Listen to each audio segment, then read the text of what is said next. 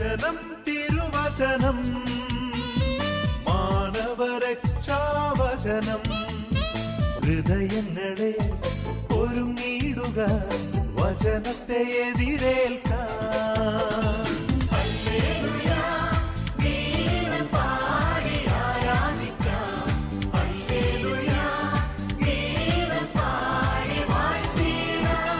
യേശുവിൽ സ്നേഹം നിറഞ്ഞ മാതാപിതാക്കന്മാരെ, സഹോദരി സഹോദരനെ,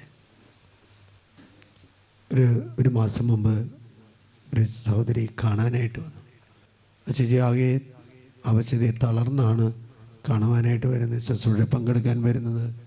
ശുശ്രൂഷയിൽ പങ്കെടുത്ത് പ്രാർത്ഥിച്ചു കഴിഞ്ഞ് സ്പിരിച്വൽ ഷെയറിങ്ങിന് വരുമ്പോൾ ആ കുടുംബത്തിൻ്റെ അവസ്ഥകളെക്കുറിച്ച് പരിശുദ്ധാത്മാവ് നൽകിയ വെളിപ്പെടുത്തലുകൾ ആ സഹോദരിയുമായിട്ട്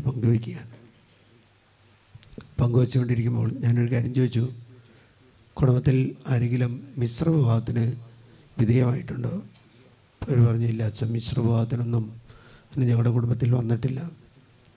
പല വിധത്തിലുള്ള വേറെ ബുദ്ധിമുട്ടുകളുണ്ട്. പള്ളിയിൽ പോകാത്തവരുണ്ട്, അല്ലെങ്കിൽ കുർബാന സ്വീകരിക്കാത്തവരുണ്ട്, അന്ധവിശ്വാസത്തിന് അടിമപ്പെട്ടവരുണ്ട്, പ്രത്യക്ഷത്തിൽ തന്നെ ആഭിചാര പ്രവൃത്തികൾ എന്ന് പറഞ്ഞാൽ തെറ്റല്ല എന്ന് വെച്ച് ചെയ്യുന്നവരുണ്ട്. എൻ്റെ ഭർത്താവിൻ്റെ അനിയന്മാരൊക്കെ അങ്ങനെ ചെയ്യുന്നുണ്ട്. അവർ പെട്ടെന്ന് വീണ് മരിക്കുന്നതും അപ്പൻ്റെ മടിയിൽ കിടന്ന് മരിക്കുന്നതും കാണുവാനായിട്ട് ഇടവന്നിട്ടുണ്ട്. അത് കഴിഞ്ഞ് സഹോദരി പോയി. പിന്നീട് വരുന്നത് ഒരാഴ്ച മുമ്പാണ് കാണാനായിട്ട് വരുന്നത്.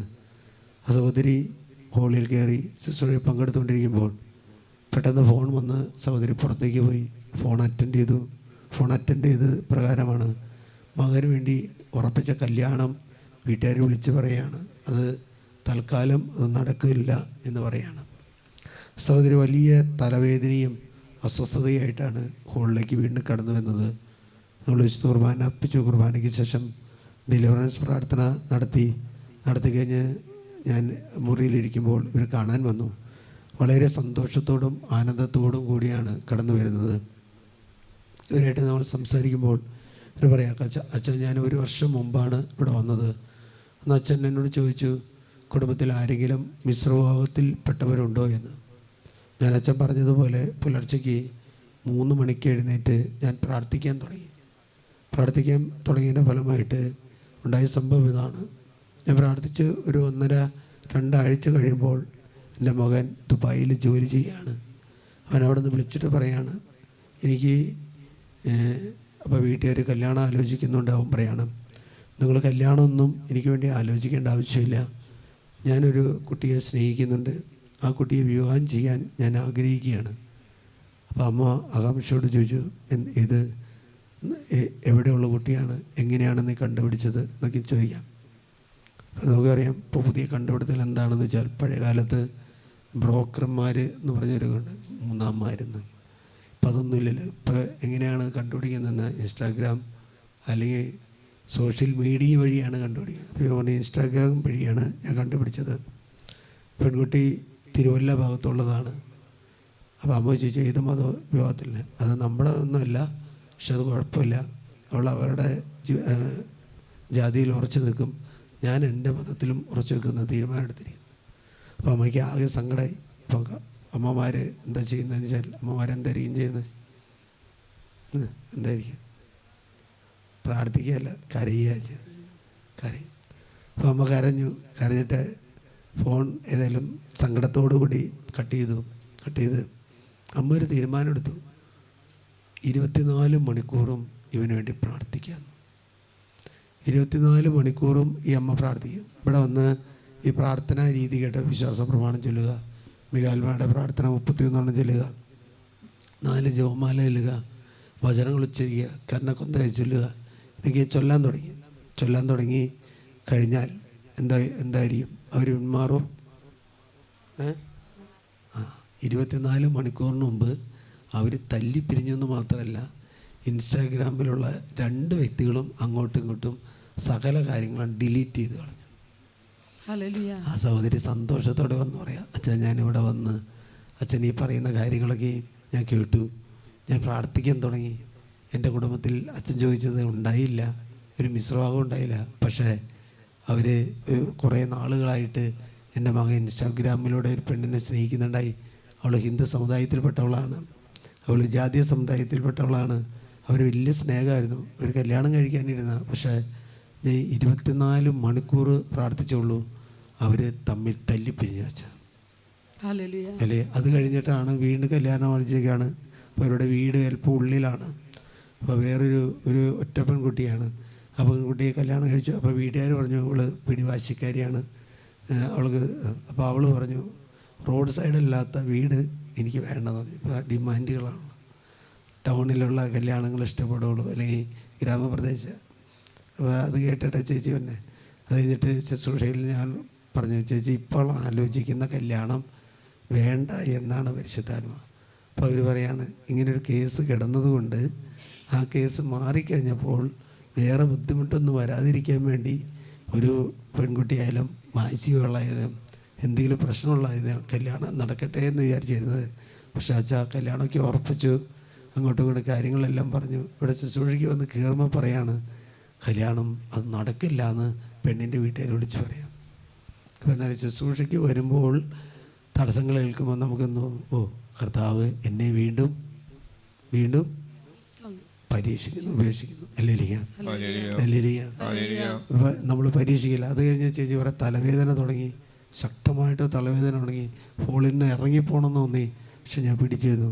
ആ കുർബാന കഴിഞ്ഞ് ആരാധനയും കഴിഞ്ഞ് സൗഖ്യാരാധന കഴിഞ്ഞ സമയത്ത് ഞാൻ വളരെ ഫ്രീ അയച്ച, ഞാൻ വളരെ ശാന്തമായി. എനിക്ക് വലിയൊരു സന്തോഷവും ആനന്ദവും കിട്ടി. നമ്മുടെ പ്രാർത്ഥനകളെല്ലാം എപ്പോഴാണ് ചെയ്യേണ്ടതെന്ന് വെച്ചാൽ എപ്പോഴായിരിക്കും? 91 സങ്കീർത്തനത്തിൽ 5-ാമത്തെ തിരുവചനത്തിൽ രാത്രിയിലെ ഭീകരതയും പകൽ പറന്ന അസ്തത്തെയും നീ ഭയപ്പെടേണ്ട. അപ്പം രാത്രി സമയങ്ങളിലാണ് എന്താണ് ഭീകരപ്രവർത്തനങ്ങൾ നടക്കുന്നത്. ഭീകരപ്രവർത്തനം എന്ന് പറയുന്നത് യുദ്ധങ്ങൾ നടക്കുന്ന രാത്രി സമയങ്ങളാണ്. പ്രത്യേകിച്ച് എന്താ, സാത്താൻ്റെ പരീക്ഷണങ്ങൾ, സാത്താൻ്റെ പ്രവർത്തനം നടക്കുന്നത് രാത്രി സമയങ്ങളിലാണ്. അത് ഏത് സമയമാണെന്ന് വെച്ചാൽ അത് പീക്ക് ടൈമാണ്. 3 മണി തൊട്ട് പുലർച്ചയ്ക്ക് 6 മണി വരെയുള്ള സമയമാണ്. ഹല്ലേലൂയ. പുലർച്ചയ്ക്ക് 3 മണി തൊട്ട് 6 മണിയുള്ള സമയം, അതിന് അതിരാവിലെ എന്നാണ് ബൈബിൾ നൽകുന്ന വചനം. അതുകൊണ്ട് രാത്രിയുടെ ഭീകരതയും പകൽ പറന്ന അസ്തതയും, രാത്രി ദൈവവുമായിട്ട് നമ്മൾ ബന്ധം സ്ഥാപിച്ച് ഉടമ്പടി സ്ഥാപിച്ച് കർത്താവിനോട് പ്രാർത്ഥിച്ചാൽ പകൽ നമ്മുടെ മേൽ കടന്നു വരുന്ന അസ്ത്രം നമ്മളെ ഏൽക്കില്ല. അല്ലെങ്കിൽ ഞാൻ രോഗിയായിട്ടിരിക്കുന്ന സമയത്ത് ഞാൻ ബുക്ക് സ്റ്റാളിൽ ചെന്നു ബുക്കുകൾ തിരയുന്ന സമയത്ത് അവിടെ ഒരു പുസ്തകം കണ്ടു. മനോഹരമായ ഒരു പുസ്തകമാണ്. എനിക്കതിൻ്റെ ആ ഹെഡിങ് എനിക്കിഷ്ടപ്പെട്ടു, മരിച്ചവരെ ഉയർപ്പിച്ചവർ. ഞാൻ ഏതായാലും ആ പുസ്തകം വായിച്ചു, കാശ് കൊടുത്ത് ഞാൻ പോന്നു. അത് ഞാൻ വായിക്കാൻ തുടങ്ങിയപ്പോൾ അത് മനോഹരമായിട്ട് അതിൽ വിവരിച്ചിരിക്കുക. രാത്രിയുടെ സമയങ്ങളിൽ 1 മണിക്കൂർ മാത്രം ഉറങ്ങുന്നവർ, അല്ലെങ്കിൽ പുലർച്ചയ്ക്ക് 1:30 ഒരു ദിവസം തുടങ്ങുന്നവർ, 2 മണിക്ക് ഒരു ദിവസം തുടങ്ങുന്നവർ, അല്ലെങ്കിൽ രാത്രി മുഴുവൻ ഇരുന്ന് പ്രാർത്ഥിക്കുന്നവർ, അങ്ങനെയുള്ള അനേകം 49ഓളത്തോളം വിശുദ്ധന്മാരെക്കുറിച്ച് പറയുന്ന ഒരു മനോഹരമായ ശാലോം ടൈംസ് ഇറക്കിയിരിക്കുന്ന പുസ്തകമാണ്, സോഫിയ ഇറക്കിയിരിക്കുന്ന പുസ്തകമാണ് മരിച്ചവരെ ഉയർപ്പിച്ചവർ എന്ന്. ഹല്ലേലൂയ. അതിൽ വിൻസെൻ്റ് പെറേറയുടെ ഒരു ജീവിതം ആരംഭിക്കുന്ന എപ്പോഴാണെന്ന് വെച്ചാൽ 2 മണി സമയം. 2 മണി സമയത്ത് തുടങ്ങിയിട്ട് ഈ മനുഷ്യൻ അനേകം ജപമാല ചൊല്ലുന്നു, അതുപോലെ ചാട്ടവാറാടികൾ കേൾക്കുന്നു, അതുപോലെ 6 മണിക്ക് വിശുദ്ധ കുർബാന അർപ്പിക്കുന്നു. കുർബാനയ്ക്ക് ശേഷം 3 മണിക്കൂർ നീണ്ടു നിൽക്കുന്ന സുവിശേഷ പ്രഘോഷണം നടക്കുന്നു. ആ സുവിശേഷ പ്രഘോഷണത്തിന് ശേഷം സൗഖ്യാരാധന നടക്കുന്നു. അനേക രോഗികൾ വിടുതൽ പ്രാപിക്കുന്നു, സൗഖ്യം പ്രാപിക്കുന്നു. ഹല്ലേലൂയ. ആ സമയത്ത് ഞാൻ വായിച്ച, ഞാൻ രോഗിയായിട്ടിരിക്കുന്ന സമയമാണ്, എനിക്ക് ശുശ്രൂഷ ചെയ്യാൻ പറ്റുന്നില്ല. ഒരു വർഷത്തോളം ഞാൻ ഇടവകയിൽ നിന്ന് ലീവ് എടുത്ത് വിശ്രമിക്കുന്ന സമയത്താണ്. ആ സമയത്ത് ഞാൻ ശാലോമിൻ്റെ ഒരു വാരികയിൽ വായിച്ച ഒരു അച്ഛനെക്കുറിച്ചാണ് വായിച്ചത്. അത് മെക്സിക്കോയിൽ നിന്ന്, ലാറ്റിൻ അമേരിക്കൻ രാജ്യമായ മെക്സിക്കോയിലുള്ള പെട്രിഷ്യോ എന്ന് പറയുന്ന ഒരു അച്ഛനെ കുറിച്ചാണ്. അച്ഛൻ മനോഹരമായിട്ട് ആ രാജ്യത്തെക്കുറിച്ച് പറയാണ്. മെക്സിക്കോ എന്ന് പറഞ്ഞ ഈ രാജ്യത്ത് 13 ലക്ഷം ആളുകൾ മാത്രമുള്ള ഒരു വലിയൊരു പട്ടണം. ആ പട്ടണത്തിൽ കൊലപാതകങ്ങൾ, അതുപോലെ മയക്കുമരുന്നിൻ്റെ ആസക്തികൾ എന്ന് പറഞ്ഞാൽ മദ്യപാനം, മയക്കുമരുന്ന്, എല്ലാ ജടിക പാപങ്ങൾ, കൊലപാതകങ്ങൾ നടക്കുന്നു, ആത്മഹത്യകൾ നടക്കുന്നു, പെരുകിക്കൊണ്ടിരിക്കുക. 13 ലക്ഷം ആളുകളുള്ളെങ്കിലും അവിടുത്തെ ഭീകര അല്ലെങ്കിൽ ഈ പൈശാചികമായ പീഡനങ്ങൾ കുടുംബത്തെ, ഭർത്താക്കന്മാരെ അല്ലെങ്കിൽ യുവാക്കളെ ഇല്ലാതാക്കി മാറുക. അപ്പോൾ ഈ അച്ഛൻ പറഞ്ഞൊരു കാര്യം ഇതാണ്. അച്ഛൻ പറഞ്ഞു, കർത്താവിൻ്റെ സംരക്ഷണത്തിൻ്റെ കീഴിൽ നമ്മൾ സുരക്ഷിതരാണ്. കർത്താവിൻ്റെ സംരക്ഷണത്തിന് കീഴിൽ നമ്മൾ സുരക്ഷിതരാണ്. അപ്പോൾ എനിക്കത് ആ ലേഖനം എനിക്കിഷ്ടപ്പെട്ടു. ഞാനത് വായിച്ചു. 2008 തൊട്ട് 2010 വരെയുള്ള കൊലപാതകങ്ങളും ആത്മഹത്യകളും അവിടെ പെരിയ ഒരു സ്ഥലമാണ്. അതുകൊണ്ട് അച്ഛൻ ചെയ്തൊരു കാര്യമാണ്, ഒരു പ്രാർത്ഥനാലയം അവിടെ തുടങ്ങി, ഒരു നിത്യാരാധന ചാപ്പൽ തുടങ്ങി. ആ നിത്യാരാധന ചാപ്പലിൽ രാപകലില്ലാതെ പ്രാർത്ഥിക്കാൻ തുടങ്ങി. ഈ അച്ഛൻ അവരെ പഠിപ്പിച്ചു. എന്താ പഠിപ്പിച്ചത്? ഏറ്റവും കർത്താവിനോട് പ്രാർത്ഥിക്കേണ്ട പീക്ക് ടൈം എന്ന് പറയുന്നത് പുലർച്ചയ്ക്കാണ്. അല്ലെങ്കിൽ പുലർച്ചയ്ക്കാണ്. ഒരു സമുദായം അവരുടെ മതപഠനം നടത്തുന്ന എപ്പോഴാണെന്ന് പറയാം, പീക്ക് ടൈം 6 മണി തൊട്ട് 9 മണി വരെയാണ്. നമ്മുടെ കുട്ടികൾ 6 മണി തൊട്ട് 9 മണി വരെയാണ് എവിടെ പോകുന്നത്? ട്യൂഷന് പോകുന്നത്, അല്ലേ? ട്യൂഷന് പോകുന്നത്. മറ്റൊരു വിഭാഗം വിജയിക്കാനുള്ള കാരണം എന്താ വെച്ചാൽ അവർ പീക്ക് ടൈമാണ് കുട്ടികൾക്ക് കൊടുക്കുന്നത്. 6 മണി തൊട്ട് 9 മണി വരെയാണ്. എത്ര കൊച്ചു കുട്ടികളായാലും എത്ര യോഗമുള്ളവരായാലും അവരുടെ കാരണവന്മാർ അവരുടെ മതപഠനത്തിന് വേണ്ടി അവരുടെ ആലയത്തിൽ കൊണ്ടുപോയി ആക്കുന്ന പതിവാണ്. ക്രിസ്ത്യാനി മറ്റുള്ളവർ നന്നാവുന്നത് കണ്ടിട്ട് അസൂയപ്പെട്ടിട്ടൊന്നും കാര്യമില്ല. കാരണം അത് അസൂയയ്ക്കൊന്നിനും മരുന്നില്ല. ഈ പുരോഹിതൻ ഇവരെ പഠിപ്പിച്ചു. എന്താണ്? നിങ്ങൾ പീക്ക് ടൈമിൽ എഴുന്നേറ്റ് പ്രാർത്ഥിക്കണം. അത് 3 മണി. അവരെ പയ്യൻ അവിടെ ഈ അച്ഛൻ പ്രസംഗിക്കുന്നത് കേൾക്കാൻ വന്നിരുന്നു. ഡീഗോ എന്ന് പറയുന്ന ഒരു പയ്യനാണ്. 7-8 വയസ്സ് മാത്രമേ ഉള്ളൂ. അവനൊരു തീരുമാനമെടുത്തു. അച്ഛൻ അതിനെക്കുറിച്ച് പിന്നീട് വിവരിക്കുകയാണ്. അവൻ്റെ തീരുമാനമെടുത്തു, ഞാൻ പുലർച്ചയ്ക്ക് എഴുന്നേറ്റ് പ്രാർത്ഥിക്കുന്നു പറഞ്ഞപ്പോൾ അവൻ്റെ വീട്ടിൽ ഉള്ള കാര്യം ഇതാണ്. അപ്പൻ മദ്യപാനി എന്ന് പറഞ്ഞാൽ മദ്യം കഴിച്ച് വന്നു കഴിഞ്ഞാൽ വീട്ടിൽ സന്തോഷവും ആനന്ദവും ഇല്ല. ദരിദ്രമായ ഒരു കുടുംബം. അതുകൊണ്ട് ഇവൻ തീരുമാനമെടുത്ത് 8 വയസ്സുള്ള മാത്രമുള്ള പയ്യൻ പറയാണ്, ഞാൻ 7-8 വയസ്സുള്ളവൻ ഞാൻ 3 മണിക്ക് എഴുന്നേറ്റ് പ്രാർത്ഥിക്കാൻ തുടങ്ങിയപ്പോൾ ഇവൻ്റെ അമ്മ ഇവന് പൂർണ്ണ സപ്പോർട്ട് കൊടുത്തു. ഇവൻ പ്രാർത്ഥിക്കാൻ ഇവനെ ചാപ്പലിലേക്ക് വിടുമായിരുന്നു. അപ്പനെ ഒരാഴ്ച കഴിഞ്ഞപ്പോൾ ഇവൻ അപ്പനെ വിളിച്ചു. അപ്പാ, നമുക്ക് നൈറ്റ് പ്രാർത്ഥിക്കാൻ പോകാമെന്ന് പറഞ്ഞു. അപ്പോൾ പോവോ? പ്രാർത്ഥിക്കാൻ പോവോ? ഇല്ലല്ലോ. മദ്യപാനി ആയതുകൊണ്ട് അപ്പം പറഞ്ഞു, ഞാൻ പ്രാർത്ഥിക്കാൻ പോരുന്നില്ല, നീ പോയി പ്രാർത്ഥിച്ചോളാൻ പറഞ്ഞു. അപ്പൻ്റെ സമീപനം ഇവനതിൽ അത്ര രസകരമായില്ല. പക്ഷേ ഇവൻ പ്രാർത്ഥനയിൽ നിന്ന് പിന്മാറിയില്ല. ഇവൻ പ്രാർത്ഥിച്ച് വന്നപ്പോൾ 1 മാസം കഴിഞ്ഞ് നോക്കുമ്പോൾ ഇവൻ്റെ കൂടെ അപ്പനും പ്രാർത്ഥിക്കാൻ പോവുകയാണ്. അപ്പൻ പ്രാർത്ഥിക്കാൻ പോയെന്ന് മാത്രമല്ല, അപ്പൻ ഒരു 1-2 മാസം കഴിഞ്ഞപ്പോൾ മദ്യപാന ശീലം ആ മനുഷ്യൻ്റെ ശരീരത്തിൽ നിന്നും കർത്താവ് എടുത്തു മാറ്റി. ആ കൊച്ച് വലിയ സന്തോഷമായി, ആനന്ദമായി. അവരുടെ കുടുംബം വലിയ ആനന്ദത്തിൽ നിറഞ്ഞു. ഒരച്ഛൻ പറഞ്ഞൊരു കാര്യമാണ്, കർത്താവിൻ്റെ സംരക്ഷണത്തിന് കീഴിൽ നമ്മളെല്ലാം സുരക്ഷിതരാണ്. ഹല്ലേലൂയ. അതുകൊണ്ടാണ് രാത്രിയുടെ ഭീകര പ്രവർത്തനങ്ങളാണ് പകൽ മനുഷ്യർ അനുഭവിക്കുന്നത്. ഹല്ലേലൂയ. രാത്രി ഈ സാത്താൻ്റെ ഉള്ള പ്രവർത്തനം എപ്പോഴാണ് അപകടങ്ങൾ സംഭവിക്കുന്നത്? രാത്രി സമയങ്ങൾ, അല്ലേ? കൊള്ള എപ്പോഴാണ് നടക്കുന്നത്? രാത്രി സമയങ്ങൾ. യുദ്ധങ്ങൾ എപ്പോഴാണ് നടക്കുന്നത്? അല്ലേ? രാജ്യങ്ങൾ തമ്മിലുള്ള യുദ്ധം എപ്പോഴാണ് നടക്കുന്നത്? നന്മയെ തിന്മയെ ചെയ്യണമെന്ന് മനുഷ്യൻ തോന്നുന്നതും തിന്മ ചെയ്യുന്ന സമയം എപ്പോഴാണ്? രാത്രി. മദ്യം കഴിക്കുക, അല്ലെങ്കിൽ മയക്കുമരുന്നിൻ്റെ ആസക്തിക്ക് അടിമപ്പെടുക, അല്ലെങ്കിൽ ജടിക ഭാവങ്ങളിൽ പെടുക, അല്ലെങ്കിൽ ബ്ലൂ ഫിലിം കാണുക, അല്ലെങ്കിൽ സിനിമകൾ കാണുക, സീരിയൽ കാണുക. ഒരു പെൺകുട്ടി ഇവിടെ കാണാൻ വന്നു. ആ കുട്ടിയോട് ചോദിച്ചു, നീ എത്ര മണിക്കൂർ സോഷ്യൽ മീഡിയ കാണുന്നു? ഏകദേശം 13 മണിക്കൂർ സോഷ്യൽ മീഡിയയ്ക്ക് അടിമയാണ്. എൻട്രൻസിന് ജയിക്കുക.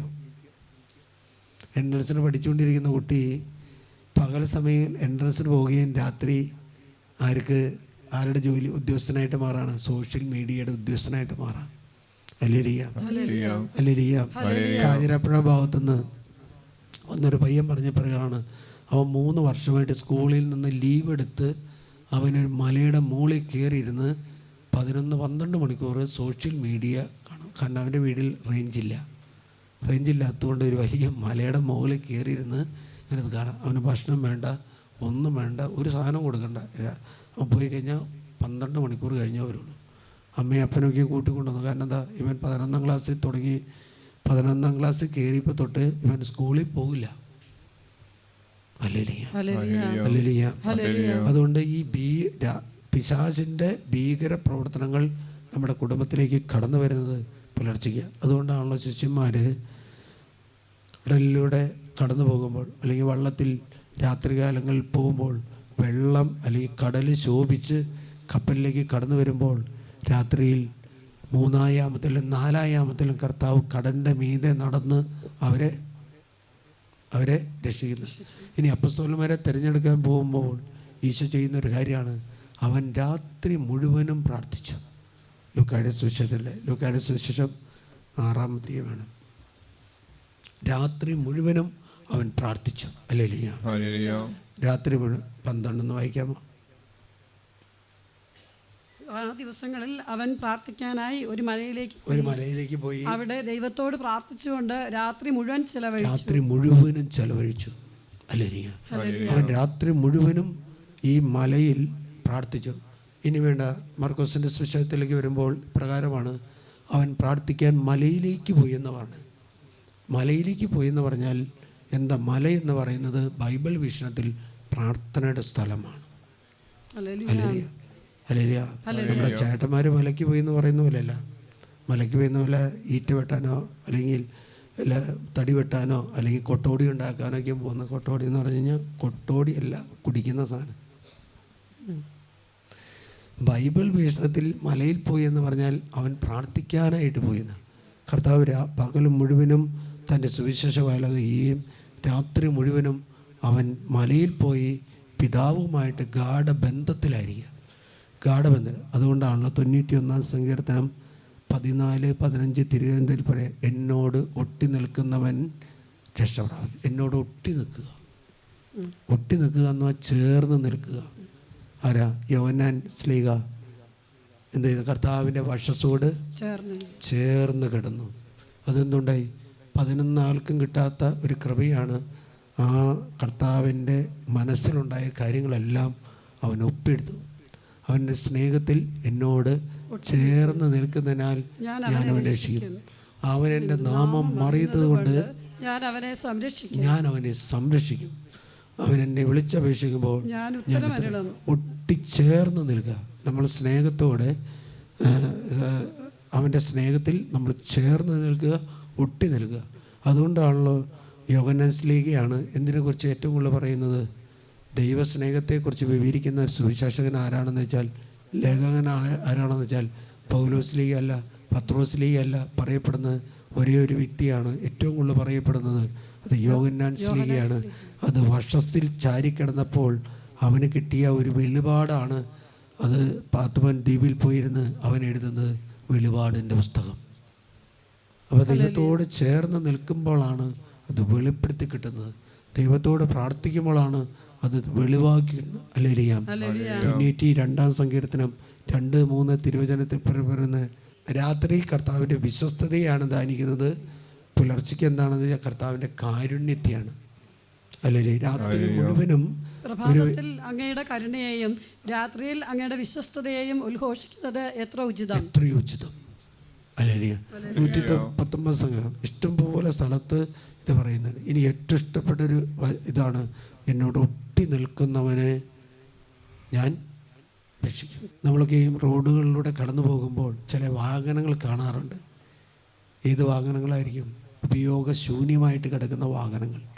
ഉപയോഗശൂന്യമായിട്ട് വാഹനങ്ങൾ മാറുന്നത് എന്താണെന്ന് വെച്ചാൽ അതിനെന്താ, അത് പ്രവർത്തിക്കാനായിട്ട് സാധ്യയില്ല. വല്ല വണ്ടി ഇടിച്ചതോ അല്ലെങ്കിൽ ഇടിച്ചിട്ട് അത് വെട്ടിപ്പൊളിച്ചതോ ഒക്കെയായ വാഹനങ്ങൾ ഒരിക്കലും പിന്നെ അത് ഓടാൻ പറ്റില്ല. അത് നീക്കം ചെയ്യാൻ അല്ലെങ്കിൽ അത് കാലഹരണപ്പെട്ടതാണ്, മാറ്റി നിർത്തുന്നതാണ്. ഇതേപോലെയാണ് ഒരു വ്യക്തി നമ്മുടെ കയ്യോ കാലോ കുറച്ച് നാൾ ഇടുകയാണ്. പിന്നെ അതിന് ചെല്ലുന്ന ശക്തി ഉണ്ടാവോ? ഇല്ലല്ലോ. പിന്നെ കൈ ഒടിഞ്ഞു, കാലൊടിഞ്ഞു, അല്ലെങ്കിൽ നട്ടെല്ലൊടിഞ്ഞു, അങ്ങനെയൊക്കെ വന്നു കഴിഞ്ഞാൽ കുറച്ച് നാൾ കഴിയുമ്പോൾ ഡോക്ടർമാർ പ്ലാസ്റ്റർ മാറ്റി കഴിയുമ്പോൾ പറയുന്നൊരു കാര്യമാണ്, നീ എന്ത് ചെയ്യണം, ഫിസിക്കൽ തെറാപ്പിക്ക് വിധേയമാണ് എന്ന് പറഞ്ഞാൽ ചലനശേഷിയുള്ള ഒരു വസ്തുവായിരുന്നു, ഒരു ശരീരമായിരുന്നു. പക്ഷേ അത് കുറച്ച് നാളത്തെ എല്ല് പരിക്ക് മാറ്റാൻ വേണ്ടി പ്ലാസ്റ്റർ ഇട്ടപ്പോൾ അതിൻ്റെ ചലനശേഷി നഷ്ടപ്പെട്ടു. ഇനി അത് ചലിക്കണമെങ്കിൽ, പ്രവർത്തിക്കണമെങ്കിൽ ഫിസിയോതെറാപ്പി വേണം. അതുപോലെ ദൈവവുമായിട്ട് ഗാഢബന്ധം പുലർത്തിയൊരു വ്യക്തി പ്രാർത്ഥനയിൽ നിന്ന് പിന്തിരിഞ്ഞു കഴിഞ്ഞാൽ അവൻ ഉപയോഗശൂന്യമായ ഒരു മെഷീൻ പോലെ, ഒരു വാഹനം പോലെയാകുന്നത്.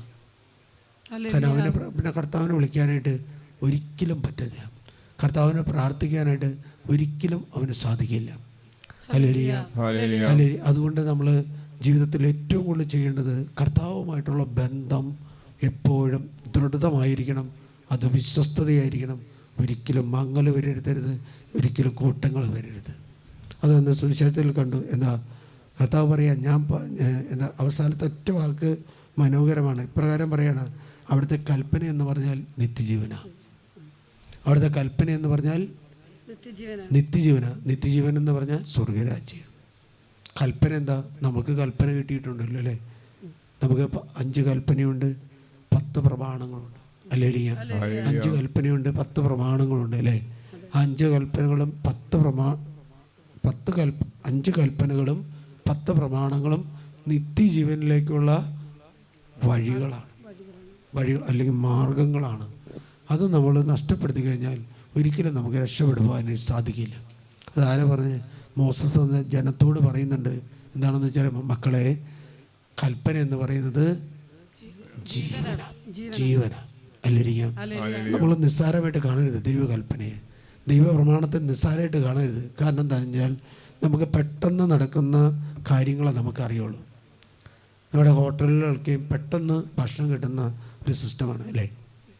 വിദേശ സ്ഥലങ്ങളിൽ അല്ലെങ്കിൽ വലിയ വലിയ ഹോട്ടലിലൊക്കെ പോയി കഴിഞ്ഞാൽ നമ്മൾ ഓർഡർ ചെയ്ത് ഒരു അരമണിക്കൂർ 3/4 മണിക്കൂർ ഇരുന്നാലേ ഭക്ഷണം കിട്ടുള്ളൂ.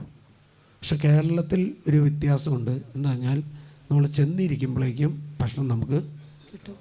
അതുകൊണ്ടാണ് ഫാസ്റ്റ് ഫുഡിൻ്റെ ഒരു സമ്പ്രദായം കൂടുതലുള്ളത് കേരളത്തിലാണ്. ഫാസ്റ്റ് ഫുഡിൻ്റെ സമ്പ്രദായം അല്ലേ? വലിയ വലിയ ഹോട്ടലുകളിൽ പോയാൽ അവർ എന്ന് പറഞ്ഞ് നമ്മൾ ഓർഡർ ചെയ്ത് ഭക്ഷണം ഉണ്ടാക്കി, ആ ഭക്ഷണം ഉണ്ടാക്കുന്നത് കാണാനും പറ്റും. അത് കൊണ്ടുവന്ന് തരുന്ന ഭക്ഷണം സാവകാശം കഴിച്ച പോകുന്നത്. പക്ഷെ നമ്മുടെ രീതി എന്ന് പറഞ്ഞ് പെട്ടെന്ന് കാര്യങ്ങൾ നടക്കണം. ഇതേപോലെ തന്നെയാണ് പ്രാർത്ഥനയ്ക്ക് വരുന്നൊരു വ്യക്തിക്ക് ഉള്ള കാര്യം എന്താണെന്ന് വെച്ചാൽ പെട്ടെന്ന് കാര്യങ്ങൾ നടക്കണം. ചിലർ വന്നിട്ട് ശുശ്രൂഷയിൽ വന്ന് പറയും, ഈ ശുശ്രൂഷ കൊണ്ട് മാത്രം രക്ഷപ്പെടാമെന്ന് നിങ്ങൾ ആരും കരുതരുത്. അങ്ങനെ പറ്റില്ല. കാരണം എന്താ? നമ്മൾ ചെയ്ത പാപത്തിൻ്റെ പരിഹാരമായിട്ട് ദൈവത്തിൻ്റെ സന്നദ്ധിയിൽ നമ്മൾ കുറേ നേരം ഇരിക്കണം. ഞാൻ ഓർക്കാണ്, ഒരു മനുഷ്യൻ ഒരു കിഡ്നി സംബന്ധ രോഗം വന്നാൽ ആഴ്ചയിൽ അവൻ എത്ര മണിക്കൂർ ഒരു മെഷീൻ്റെ മുമ്പിലിരിക്കണം? 4 മണിക്കൂർ. ഒരു ദിവസം 4 മണിക്കൂർ എന്ന് പറഞ്ഞാൽ 48 മണിക്കൂർ വരുമ്പോൾ 4 മണിക്കൂർ അവൻ ഇരിക്കണം അല്ലേ? അപ്പോൾ 8 ദിവസത്തിൽ അവൻ എത്ര മണിക്കൂർ ഇരിക്കണം? 48 × 4 ഇരിക്കണം അല്ലേ? അപ്പോൾ ഇത് 200 മണിക്കൂർ ഒരു വ്യക്തി എവിടെ ഇരിക്കുകയാണ്? ഒരു മെഷീൻ്റെ അടുത്തിരിക്കുക. ഒരു ചേട്ടൻ എന്നോട് പറഞ്ഞതാണ്, അച്ഛാ 4 മണിക്കൂർ ഒരു മനുഷ്യനെ കൊണ്ടുപോയിട്ട് ഈ കിഡ്നി ഈ മെഷീൻ്റെ ഉള്ളിൽ ഇരുത്തിയിട്ട് പുറത്തിരിക്കാൻ ബുദ്ധിമുട്ടാണ്. അപ്പോൾ എന്താ? ഒരാൾ അകത്തിരിക്കുന്നു, ഒരാൾ പുറത്തിരിക്കുന്നു. ഈ വാഹനമുണ്ടെങ്കിൽ വാഹനവും ഉണ്ട് അല്ലേ? എന്നിട്ട് ആ സഹോദരൻ പറയാം, അത് കർത്താവ് 1/2 മണിക്കൂറോ 1/4 മണിക്കൂറോ ആക്കി കൊടുത്തിട്ടുണ്ടെങ്കിൽ എത്രയോ നന്നായിരുന്നു. ഇതല്ലേ കർത്താവ് പറഞ്ഞു? കർത്താവ് ഒറ്റ കാര്യം ചോദിച്ചോളൂ, 1 മണിക്കൂർ നിങ്ങൾക്ക് എന്നോട് ഉണർന്നിരിക്കാൻ പാടില്ല. 1 മണിക്കൂർ എന്നോട് ഇരുന്ന് നമ്മൾ ഈ ആദ്യം മുതൽ ചെയ്യാത്തത് എന്ത് ചെയ്യേണ്ടി വരും എന്നറിയുമോ? അവസാനം ഒരു 4-5 കൊല്ലം കൊണ്ട് നമ്മൾ മെഷീൻ്റെ മുമ്പിലിരുന്ന് ചെയ്തു തീർക്കേണ്ടി വരും. ഏത് വരുമെങ്കിലും ഈ കിഡ്നി സംബന്ധമായ രോഗം മാത്രമല്ല, ഒരു ഹൃദയ സംബന്ധമായ രോഗം വന്നു എന്തുണ്ടാവും? ഒരു ബൈപ്പാസ് ചെയ്ത് കഴിഞ്ഞാൽ 90 ദിവസം അവൻ പുറത്തു പോകാൻ പാടില്ല. കിഡ്നി ട്രാൻസ്പ്ലാന്റേഷൻ കഴിഞ്ഞാൽ കോയമ്പത്തൂരൊക്കെ ഹോസ്പിറ്റലിൽ ചെയ്യുന്നത് എന്താ? ഒരു 3-4 മാസം ഹോസ്പിറ്റലിൽ തന്നെ താമസിച്ചിട്ട് പുറത്ത് വീടെടുത്ത് 1 വർഷക്കാലത്തോളം പുറത്ത് താമസിക്കാനായിട്ട് പറയും. നമുക്ക് ദൈവം നൽകുന്ന അവയവങ്ങളാണ് ഈ കേടുവരുന്നത്, അല്ലേ? ദൈവം നൽകുന്നതാണ്, നമ്മൾ വാങ്ങിയതൊന്നുമല്ലല്ലോ. അല്ലല്ലോ. ഏറ്റവും വിലപിടിപ്പുള്ള വസ്തു ഏതാണെന്ന് വെച്ചാൽ മനുഷ്യ ശരീരം. എത്രയോ മനോഹരമായിട്ട് കർത്താവ് നമ്മുടെ മനുഷ്യ ശരീരത്തെ സൃഷ്ടിച്ചിരിക്കുന്നത്. ഹല്ലേലൂയ. അതുകൊണ്ടാണല്ലോ മനുഷ്യൻ കണ്ടുപിടിച്ചപ്പോൾ കയ്യിൽ പൈസ ഇല്ലാതെ വരുമ്പോൾ അവൻ ചെയ്യുന്ന പണി എന്താണെന്ന് വെച്ചാൽ കിഡ്നി വിൽക്കുകയാണ് ചെയ്യുന്നത്. കിഡ്നി വിൽക്കുക. ഹല്ലേലൂയ.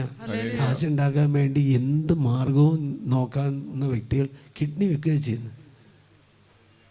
അപ്പോൾ നമ്മുടെ ശരീരത്തിൽ ഏറ്റവും കൂടുതൽ കോടിക്കണക്കിന് വിലയുള്ള വസ്തുക്കൾ കർത്താവ് ക്രമീകരിച്ചിരിക്കുക, ക്രമപ്പെടുത്തിയിരിക്കുക. ഹല്ലേലൂയ. അപ്പോൾ ഈ മനോഹരമായ ഈ ശരീരം എന്ത് ചെയ്യണം? ഇതെല്ലാ ദിവസവും ഡയാലിസിസ് ചെയ്യാന്ന് പറഞ്ഞാൽ കർത്താവിൻ്റെ അടുത്ത് പോയി ഇരിക്കണം. ഒരു ഡയാലിസിസ് മെഷീൻ്റെ മുമ്പിൽ 4 മണിക്കൂറും 5 മണിക്കൂറും ബൈസ്റ്റാൻഡറും വാഹനവും എല്ലാം വെയിറ്റ് ചെയ്യുന്നത് പോലെയല്ല ഇത്. ഓരോ ദിവസം കർത്താവ് പറഞ്ഞു, നിങ്ങൾ പ്രലോഭനത്തിൽ ഉൾപ്പെടാതിരിക്കാൻ വേണ്ടി നിങ്ങൾ എന്ത് ചെയ്യണം? 1 മണിക്കൂർ ഉണർന്നിരുന്ന് പ്രാർത്ഥിക്കണം. ഹല്ലേലൂയ. നീ ആ കൊച്ചിനെ ഇഷ്ടപ്പെട്ടു. ഡീഗോ എന്ത് ചെയ്തു? അപ്പൻ്റെ മദ്യപാനം മാറാൻ വേണ്ടി. കൊച്ചുകുട്ടികൾക്കൊക്കെ അങ്ങനെ കാര്യമുണ്ട്, കേട്ടിൽ. കാരണവന്മാർ മദ്യപാനം കഴിക്കുന്നുണ്ടെങ്കിൽ, അല്ലെങ്കിൽ വീട് നോക്കുന്നില്ലെങ്കിൽ, കുടുംബ സമാധാനം നഷ്ടപ്പെട്ടാൽ അവർ ചെയ്യുന്ന കാര്യം എന്താ? അവർ വലിയ അപ്പൻ്റെയും അമ്മയുടെയും മാനസാന്തരത്തിന് വേണ്ടി അവൻ പ്രാർത്ഥിക്കും. 7 വയസ്സ് 8 വയസ്സായൊരു കൊച്ച് അവൻ്റെ കുടുംബത്തിൻ്റെ അപ്പൻ്റെ മദ്യപാനം മാറാൻ വേണ്ടി പുലർച്ചയ്ക്ക് 3 മണിക്ക് എഴുന്നേറ്റ് പ്രാർത്ഥിച്ചെങ്കിൽ ആ പ്രാർത്ഥന ശക്തമായിട്ടുള്ള പ്രാർത്ഥനയല്ലേ? പാലാ പിതാവ്, മുൻ പിതാവ് ജോസഫ് പള്ളിക്കപ്പറമ്പിൽ പറയുന്നൊരു കാര്യം ഇതാണ്. ഇന്ന് സഭയുടെ ഈ പ്രശ്നം എന്ന് പറയുന്നത് സഭയുടെ പ്രശ്നമല്ല, സഭയിൽ പ്രാർത്ഥിക്കുന്നവരുടെ എണ്ണം കുറഞ്ഞു. പ്രാർത്ഥിക്കുന്നവരുടെ. എൻ്റെ പിതാവ് പറയാണ്, എൻ്റെ ചെറുപ്പകാലത്ത് കൊച്ചുകുട്ടിയൊക്കെ ആയിരിക്കുമ്പോൾ ഞാൻ കാണുന്നവരിക 2:30-ക്കും 3 മണിക്കും എഴുന്നേറ്റ് പ്രാർത്ഥിക്കുന്ന കാരണവന്മാർ എൻ്റെ കുടുംബത്തിലുണ്ട്, അല്ലെങ്കിൽ ഞാൻ കാണാനായിട്ട് ഇടവന്നിട്ടുണ്ട്. അന്ന് പ്രാർത്ഥന സഭയിലുണ്ടായിരുന്നു, പ്രാർത്ഥിക്കാൻ ആളുകളുണ്ടായിരുന്നു. അവർക്ക് സമയവ്യത്യാസമില്ലാതെ കർത്താവിൻ്റെ അടുത്ത് പുലർച്ചയ്ക്ക് എടുത്ത് 3 മണിക്ക് ഇപ്രകാരം പറയാണ്, പള്ളിയിലെ മണി അടിക്കുന്നത് വരെ ആ പ്രാർത്ഥന തുടരുമായിരുന്നു. പള്ളിയിലെ മണി അടിച്ചു കഴിഞ്ഞാൽ എന്താ? അവൻ കാര്യങ്ങളൊക്കെ ചെയ്ത് പള്ളിയിലേക്ക് അവൻ പോവുകയാണ് ചെയ്തത്. എൻ്റെ പിതാവ് പറയാണ്, ഇന്ന് കർത്താവിനോടുള്ള ബന്ധം കുടുംബങ്ങളിൽ നഷ്ടപ്പെട്ടു, സഭയിൽ നഷ്ടപ്പെട്ടു, വൈദികരും നഷ്ടപ്പെട്ടു, സമർപ്പിതരും നഷ്ടപ്പെട്ടു, കർത്താവിനെ മാറ്റിവെച്ചു. അതുകൊണ്ട് എന്ത് ചെയ്തു? കർത്താവ് നമ്മളെയും മാറ്റിവെച്ചു. അതുകൊണ്ട് പറയാണ്, സീറോ മലബാർ സഭയുടെ പ്രശ്നമെന്ന് പറയുന്നത് സീറോ മലബാർ സഭയുടെ ലിറ്റർജി പ്രശ്നമല്ല, സീറോ മലബാർ സഭയിൽ പ്രാർത്ഥിക്കുന്നവരുടെ എണ്ണം കുടുംബങ്ങളിൽ കുറഞ്ഞതാണ് ഈ ഭിന്നതയ്ക്കും കലഹത്തിന് കാരണം, അല്ലേ? എവിടെയും പിശാചി കടന്നു വരുന്നത് എപ്പോഴാ? പ്രാർത്ഥന കുറയുമ്പോൾ. അല്ലേ? പ്രാർത്ഥന കുറയുമ്പോഴാണ്. ഇവിടെ ഒരു പയ്യൻ കാണാൻ വന്നു. അവന് കോളേജിൽ പോകുന്ന എപ്പോഴാണെന്ന് വെച്ചാൽ, സ്കൂളിലും കോളേജിലും പോകുന്നത് അവൻ 8 മണിക്ക് എഴുന്നേക്കും. 8:30ക്കാണ് അവൻ്റെ വണ്ടി. അവൻ 8 മണിക്ക് എഴുന്നേറ്റ് എങ്ങനെയൊക്കെയോ തത്രപ്പാട് 8:30ക്ക് അവൻ വണ്ടി പോകും. 8:30 ആകുമ്പോൾ അവൻ കോളേജിൽ പോയി തിരിച്ചു വരും, സ്കൂളിൽ പോയി തിരിച്ചു വരും. പിന്നെ എന്താണെന്ന് വെച്ചാൽ ദിവസമാണെങ്കിൽ അവധി ദിവസമാണെങ്കിൽ അവൻ എഴുന്നേക്കുന്നത് 11 മണിക്കാണ്. പള്ളിയിലോ കുർബാനയ്ക്കും കഴിഞ്ഞ് വന്നാലും ഇവ എഴുന്നേക്കില്ല. ഹല്ലേലൂയ. അങ്ങനെ ഇവൻ കാണാൻ വന്നു. അവനോട് ഞാൻ ചോദിച്ചു, നീ എപ്പോൾ എഴുന്നേറ്റ് പോകുന്നത്? പറഞ്ഞ് 8 മണിക്ക് എഴുന്നേക്കുന്നെങ്കിലും കൃത്യം കാര്യങ്ങൾ ചെയ്ത് 8:30ക്ക് വണ്ടി കയറിയിരിക്കും. അവൻ വലിയ സന്തോഷത്തോടെ ഇവിടെയാണ്. 2 വർഷം 3 വർഷം മുമ്പാണ് വരുന്നത്. അപ്പോൾ അവനോടേയും പറഞ്ഞു, നീ എന്ത് ചെയ്യണം? അവനോട് പുലർച്ചയ്ക്ക് എഴുന്നേറ്റ് പ്രാർത്ഥിക്കുക എന്ന് പറഞ്ഞാൽ ചെയ്യോ? കുടുംബം തകർന്നു കിടക്കുക. ഞാനോട് പറഞ്ഞു പ്രാർത്ഥിക്കണം എന്ന് തന്നെ പറഞ്ഞു. കാരണം എനിക്ക് അതല്ലാതെ വേറൊരു പ്രാർത്ഥിക്കാൻ പറയാനായിട്ട് പാടില്ല. എന്നിട്ട് പറഞ്ഞു, 3:30 എന്നുള്ളൊരു 4 മണിക്കെങ്കിലും എഴുന്നേറ്റ് പ്രാർത്ഥിക്കണം. അവൻ എന്തായാലും അങ്ങനെയൊന്നും ചെയ്യാൻ പോയില്ല. കുറേ വ്യത്യാസം വന്നു. അവൻ ഈ പ്രകാരം പറഞ്ഞു, അച്ഛനോട് സംസാരിച്ചിരിക്കുമ്പോൾ പ്രശ്നം മാറും. അതുകൊണ്ട് ഞാൻ സുഖമില്ലാതിരിക്കുന്ന സമയത്ത് അവൻ വിളിച്ചിട്ട് പറയാം, അച്ഛനായിട്ടൊരു സംഭാഷണം നടത്താൻ. ഞാൻ പറയാം, അങ്ങനെ പരിപാടി ഇവിടെയില്ലെന്ന്. അല്ലേ? കാരണം ഡോക്ടർമാരെന്നോട് പറഞ്ഞത്, അച്ഛൻ കുർബാന അർപ്പിച്ചോ മൈക്ക് ഉപയോഗിച്ച് പ്രസംഗിച്ചോ, പക്ഷേ ഈ കൗൺസിലിംഗ് ശുശ്രൂഷ പറയുന്നത് അവർക്ക് മനസ്സിലാവുന്നില്ല എന്ന് പറഞ്ഞാൽ ചെയ്ത കാര്യങ്ങളൊന്നും ആരും ഒരിക്കലും സമ്മതിക്കില്ല. പിശാചിൻ്റെ ഏറ്റവും വലിയ തന്ത്രമാണ് ചെവി അടച്ചു കളയുക, ഹൃദയം അടച്ചു കളയുക, കണ്ണ് അടച്ചു കളയുക. അല്ലേ? കണ്ണടച്ചു കളയുന്ന എങ്ങനെയാണ്? ഇന്ന് ഭൂരിഭാഗം പിള്ളേർ ഈ യൂട്യൂബ് വഴി ഓൺലൈൻ വഴിയുള്ള പഠനം തുടങ്ങിയതോടുകൂടി നമ്മുടെ കുട്ടികളെ കണ്ണ് പിശാച് അടച്ചു കളഞ്ഞുണ്ട്. ബ്ലൂ ഫിലിമിലൂടെ, സോഷ്യൽ മീഡിയയിലൂടെ, അല്ലെങ്കിൽ പബ്ജി, ഫ്രീ ഫയറിലൂടെ പല കുട്ടികളും പറഞ്ഞ് എത്ര കണ്ടുണ്ട്? കുറേ കണ്ടിട്ടുണ്ട്. അത് നിയന്ത്രിക്കാൻ പറ്റുന്നില്ല, ഒരു മനുഷ്യനെ നിയന്ത്രിക്കാൻ. എന്നാലും ഇവരോട് പറഞ്ഞു, അവൻ 2.5 വർഷം കഴിഞ്ഞിട്ട് എന്നെ വിളിച്ചു, അച്ഛാ ഇനി അച്ഛനെ കാണണം. എന്താ? ഇപ്പോൾ പ്രശ്നമാണ്, ബാക്കി എല്ലാവരും ജോലി കിട്ടിപ്പോയി, എനിക്ക് മാത്രം ജോലി കിട്ടിയില്ല. ഞാൻ പറഞ്ഞു ശരി എന്നാൽ വാ കാണാം. വന്നപ്പോൾ ചോദിച്ചു പ്രാർത്ഥിക്കുന്നുണ്ടോ?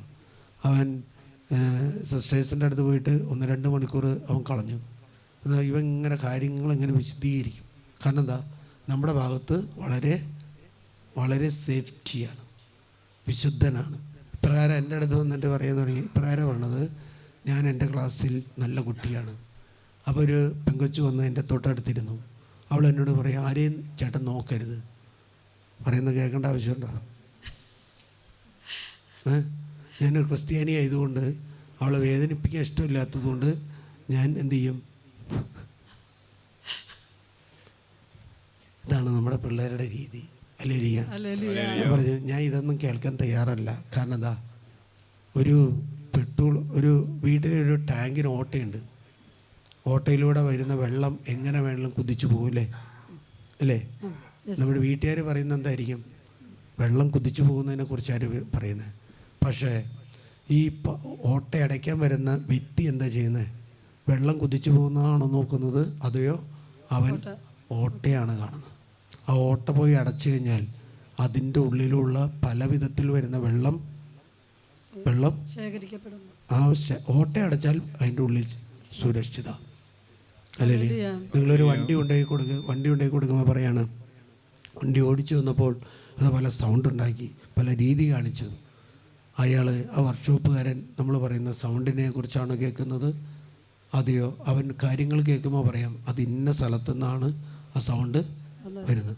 നമ്മുടെ ഡോക്ടറിൻ്റെ അടുത്ത് എന്ന് പറയുകയാണ്, രാത്രി മുഴുവനും ഉറങ്ങാൻ പറ്റിയില്ല, അല്ലേ, പകൽ മുഴുവനും വേദനയായിരുന്നു എന്നൊക്കെ പറയാം. അതൊന്നും രോഗമല്ല, രോഗത്തിൻ്റെ എന്താ കോൺസിക്വൻസാണ്. അല്ലേ? ഡോക്ടർ എന്ത് ചെയ്യും? ഉടൻ തന്നെ ഇതിൻ്റെ ഇൻസിഡൻറ്റ് എന്താണെന്ന് വെച്ചാൽ ആ ഇൻസിഡൻറ്റിലേക്ക് പോകുന്നത്.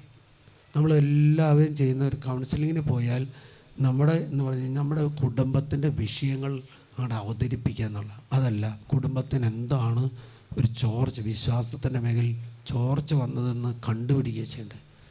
അല്ലേ? ആ കണ്ടുപിടിച്ച് ആ വിശ്വാസത്തിൻ്റെ മേഖലയിൽ വന്ന ഓട്ട അടയ്ക്കുക എന്നുള്ളത്. ആ ഓട്ട അടച്ചാൽ ആ കുടുംബം വിശ്വാസത്തിൻ്റെ മേഖലയിൽ. ഞാൻ ഇവരുടെ കാര്യങ്ങൾ ചോദിച്ചു.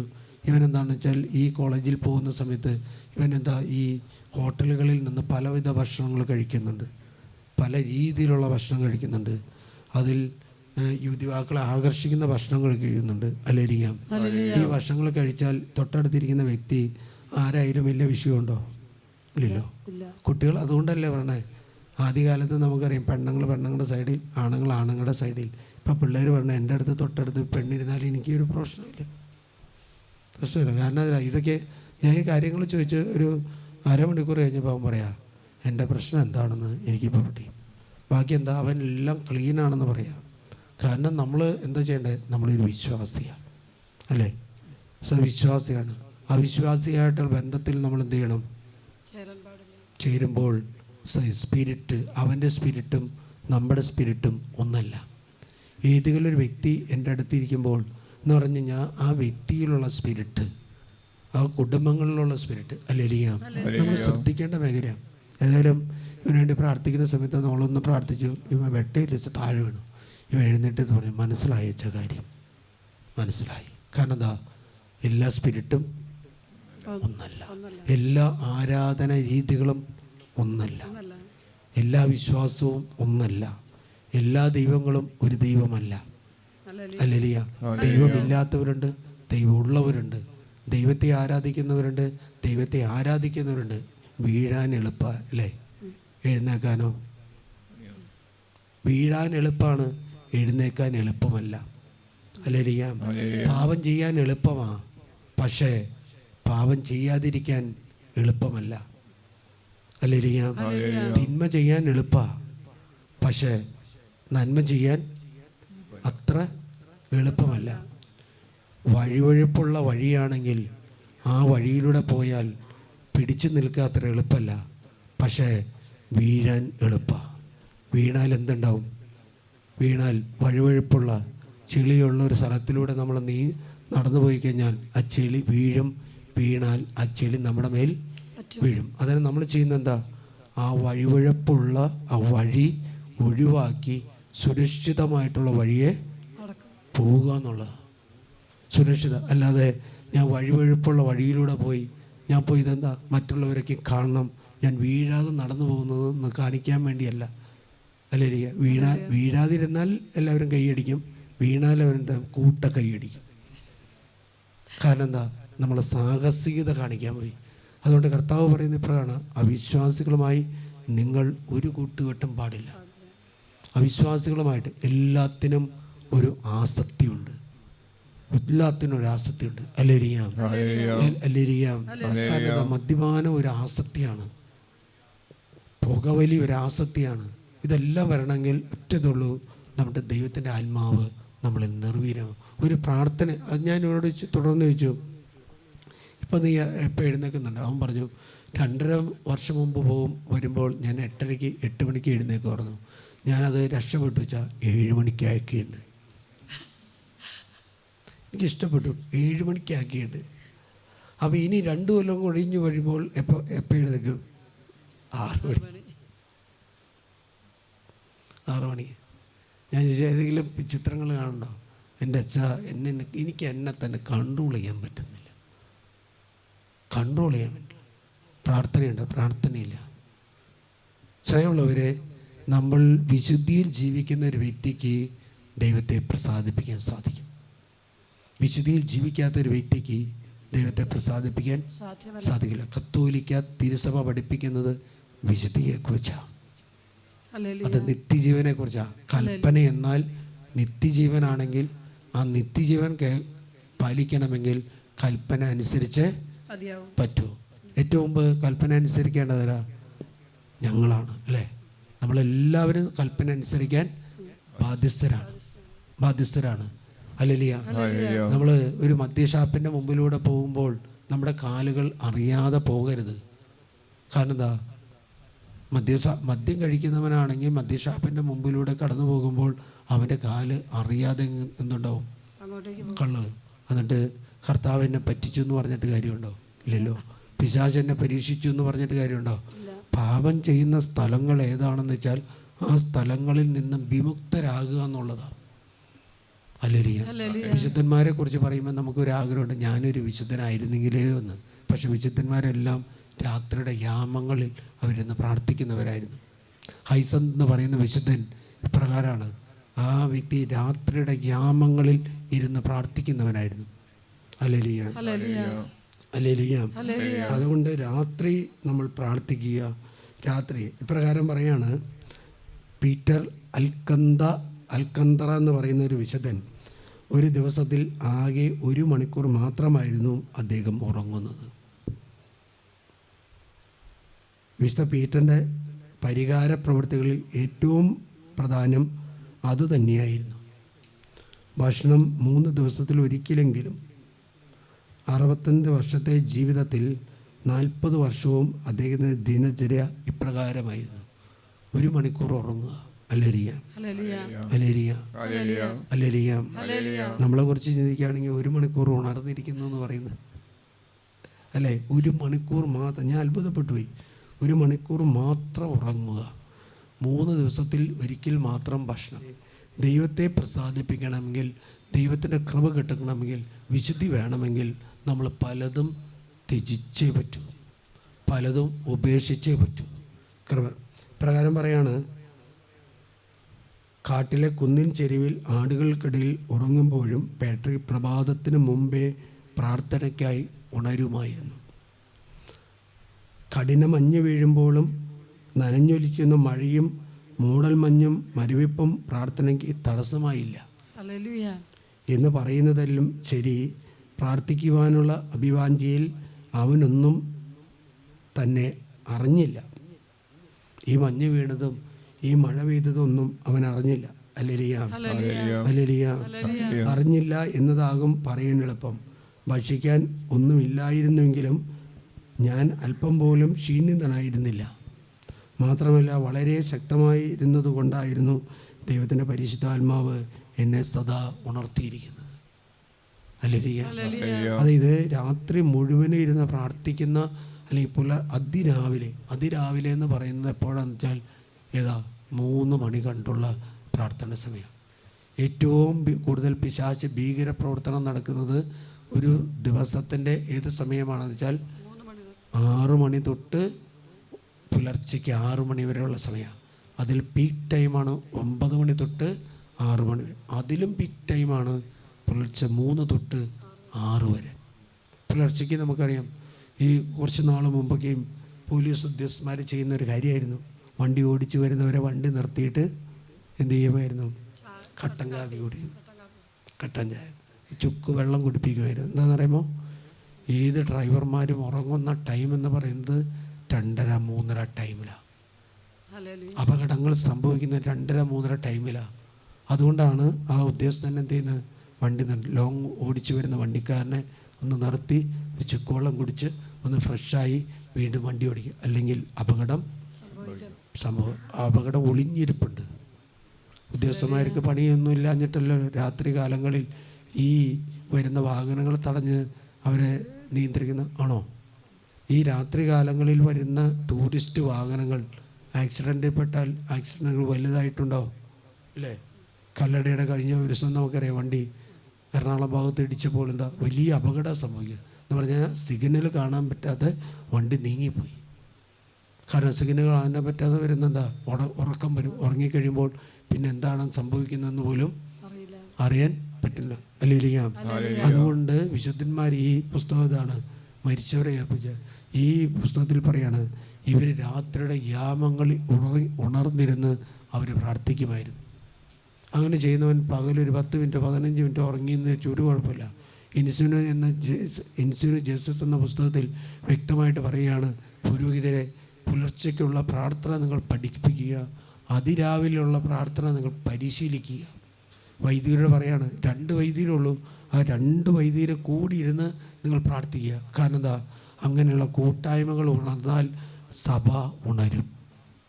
ഹല്ലേലൂയ. സഭ ഉണരും. ഹല്ലേലൂയ. നമ്മുടെ വീട്ടിലൊന്ന് ഭാര്യ 3 മണിക്ക് എഴുന്നേറ്റ് പ്രാർത്ഥിക്കാൻ തുടങ്ങി, ഭർത്താവ് എന്ത് പറയും? അല്ലെങ്കിൽ ഭർത്താവ് 3 മണിക്ക് എഴുന്നേറ്റ് പ്രാർത്ഥിക്കാൻ തുടങ്ങി, ഭാര്യ എന്ത് പറയും? എന്തായിരിക്കും പറയണത്? നിനക്ക് കൊളസ്ട്രോൾ ഉള്ളതാ, ഷുഗർ ഉള്ളതാണ്, നീ തട്ടിപ്പോവും. അങ്ങനെയല്ലേ പറയുന്നത്? പുലർച്ചയ്ക്ക് എഴുന്നേറ്റ് പ്രാർത്ഥിച്ചാൽ ഷുഗർ ഉള്ളതാ, കൊളസ്ട്രോൾ ഉള്ളതാ, പ്രഷർ ഉള്ളതാ, നീ തട്ടിപ്പോവും. ഭക്ഷണം കഴിക്കുമ്പോൾ ജിലേബി ഇടുന്ന് കഴിച്ച് വല്ലതുമുണ്ടോ? ഇല്ലല്ലോ. ഇറച്ചി എടുത്ത് കഴിക്കുകയാണ്, പശു ഇറച്ചി എടുത്ത് കഴിക്കുകയാണ്, പോത്തിറച്ചി പറയോ നിനക്ക് കൊളസ്ട്രോൾ ഉള്ളതാ പറയോ? പ്രാർത്ഥനയുടെ കാര്യം പറയുമ്പോൾ എല്ലാവർക്കും അതിനോട് എത്തില്ല. ആത്മാവിനാൽ നിറഞ്ഞവന് മാത്രമേ പ്രാർത്ഥന എന്താണെന്ന് തിരിച്ചറിയാൻ സാധിക്കുകയുള്ളൂ. പ്രാർത്ഥന എന്താണെന്ന് തിരിച്ചറിയാൻ പറ്റാത്തവരെന്താണെന്ന് പ്രാർത്ഥിക്കുന്ന ഒരു വ്യക്തിയുടെ മേൽ എല്ലാ കുറ്റവും ആരോപിക്കും. കാരണം എന്താ? അവന് പ്രാർത്ഥനയെക്കുറിച്ച് അറിയില്ല. അത് പറഞ്ഞത്, പ്രാർത്ഥിക്കാത്തൊരു വ്യക്തി ഉപയോഗശൂന്യമായ വാഹനങ്ങൾ തള്ളിക്കളയുന്നത് പോലെ അവൻ്റെ ശരീരം തള്ളിക്കളയും. അവസാനം അവൻ്റെ ശരീരത്തിലെ ഓരോ അവയവവും മെയിൻറ്റെയിൻ ചെയ്യുന്നതിന് വേണ്ടി അവൻ എന്തിനെ ആശ്രയിക്കേണ്ടി വരും? മെഷീനെ ആശ്രയിക്കുക. ഡോക്ടറല്ല, ഡോക്ടർ മെഷീൻ സജസ്റ്റ് ചെയ്യുള്ളൂ അല്ലേ? ഇപ്പം എന്താ, വീടുകളിൽ തന്നെ എന്താ ശ്വാസം കിട്ടാതെ വരുമ്പോൾ അല്ലേ, വീടുകളിൽ തന്നെ ഇപ്പം ഞാൻ പല 1-2 വീട്ടിൽ പോയി അവിടെ മേടിച്ചു വെച്ചാൽ ലക്ഷങ്ങൾ വില പറയുന്ന എന്താ, ചേട്ടന് ശ്വാസം കിട്ടില്ല, അതുകൊണ്ട് എന്താ ശ്വാസം കിട്ടാതെ അമ്മ ഹോസ്പിറ്റലിൽ ഓടാൻ പറ്റാത്തത് കൊണ്ടെന്ന് വീട്ടിൽ തന്നെ മേടിച്ച് ചെയ്യുക. Hallelujah, hallelujah. ഇന്നെന്താ ഏറ്റവും കൂടുതൽ കടന്നു വരുന്നത് രക്തപരിശോധനയുള്ള എല്ലാ മുക്കിലും മൂലയിലാണ്. മാത്രമല്ല നമ്മുടെ വീട്ടിൽ തന്നെ സാധനം മേടിച്ച് ചെയ്യുക അല്ലേ. നമ്മുടെ ഇൻസുലിൻ കുത്താനായിട്ട് വീട്ടിൽ എല്ലാവരും ഒരുവിധമുള്ള എല്ലാവരും മേടിച്ച് വെച്ചിരിക്കുക. കാരണം ഇന്ന് ഹോസ്പിറ്റൽ സിസ്റ്റം വീട്ടിൽ വന്നുകൊണ്ടിരിക്കുക അല്ലേ. ഹല്ലേലൂയ. നമ്മുടെ കുടുംബത്തിൽ പ്രാർത്ഥനയുണ്ടോ? എല്ലാവരും പറയും ഞങ്ങൾ പ്രാർത്ഥിക്കുന്നവരാ. ഹല്ലേലൂയ. എല്ലാവരും പറയും ഞങ്ങൾ പ്രാർത്ഥിക്കുക. എന്താണ് പ്രാർത്ഥന? എന്താണ് പ്രാർത്ഥന? കർത്താവ് രാത്രിയുടെ യാമങ്ങളിലിരുന്ന് പ്രാർത്ഥിച്ചു. Hallelujah, hallelujah. പ്രാർത്ഥന എന്ന് പറയുന്നത് കർത്താവുമായുള്ള ഡീപ്പ് ബന്ധമാണ്.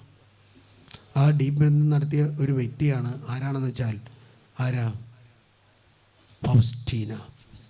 രോഗിയായിരുന്നു. ഒരു ലങ്സ് രോഗമുണ്ടായിരുന്നിട്ടും അവൾ കഷ്ടപ്പാടിൽ അവൾ കർത്താവിനെ വിളിച്ച് പ്രാർത്ഥിച്ചു. എന്തുണ്ടായെന്ന് വെച്ചാൽ കർത്താവ് അവൾക്ക് വെളിപാടുകൾ കൊടുത്തു.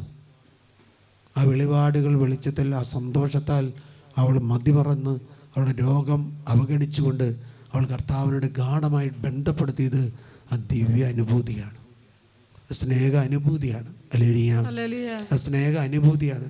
സ്നേഹമുള്ളവർ, പ്രാർത്ഥനയിൽ നിന്ന് നമ്മൾ പിന്തിരിഞ്ഞാൽ ശരീരം മിഷ്യൻ്റെ സഹായത്താൽ നിയന്ത്രിക്കേണ്ടതായിട്ട് വരും. പ്രകാരം പറയാം. എനിക്ക് മനോഹരമായിട്ട് തോന്നി. ഇതിൽ പറയാം,